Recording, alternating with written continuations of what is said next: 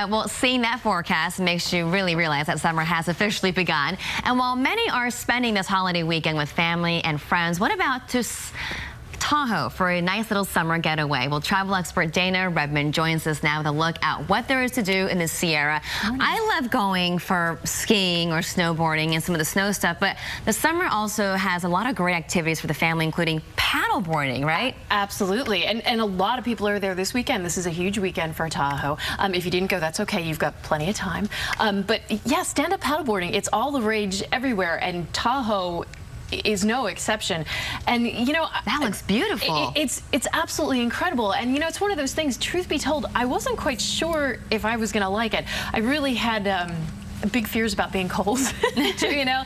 Well, let's be honest. But you get out there. The folks at Waterman's Landing offered some lessons. I had done it before, but was doing a few things wrong. Could have used a little bit of tips there. Is that you? That is me. Go figure. So if I can stay up on that board, anybody can stay up on that board. Is it hard? I mean, the water seems pretty still. Okay, so the biggest recommendation that they gave me was to be out on the water early. So this is about 9 a.m. It was beautiful. It was clear. It was smooth. There's definitely some balance there. There's absolutely some balance there.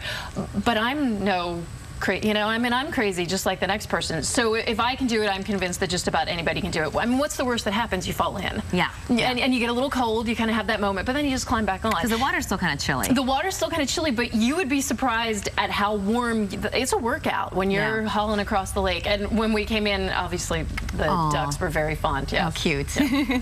There you go. Okay, so if water's not your thing, why not do some zip lining? There are, you know, beautiful trees up there, beautiful forest. So this is where you can feel like Tarzan, essentially. Yeah. And the neat thing about this zip line course, it's called Tahoe Treetop Adventure Park. It has 65 tree platforms, so you've got a lot of options. Just like other zip line courses, you have to go through a safety instruction course. But the neat thing about this place is once you go through that safety session, you're on your own. You're not waiting in line. You're not standing behind 5 other people. You just have the roam of the park. You get about 2 hours to just go until you can't go anymore. And the neat part about this too is it's not just zip lines, although there are many zip lines. There's all sorts of mid-air obstacle courses like this. So you're definitely challenging your balance again. It's just an adventure up in the treetop. And can the kids do this? I mean, if they're too little, probably not a good idea. Okay, the neat part about this place in particular, so this is obviously the older, you can see the zip lining there. This is the older course. I want to say it's 10 and up. I can't remember the exact figures, but they have a smaller kiddie course as well. So if you're there with young kids, you can still. There's still something for them. There's still something for traveling. And you got to bring the closed-toe shoes. You can't just wear your sandals. Closed-toe shoes, they probably won't let you on, truth be told. And the other thing to think about is pants. I know in the summertime you don't want to be in jeans necessarily in Tahoe, but you're going to be a lot more comfortable than you will be in a pair of shorts. For stargazers, what can they do? Stargazers, the Tahoe sky, you can't beat it. Yeah. It's beautiful. It changes every night. Some people are more excited about that type of thing than others. That's okay.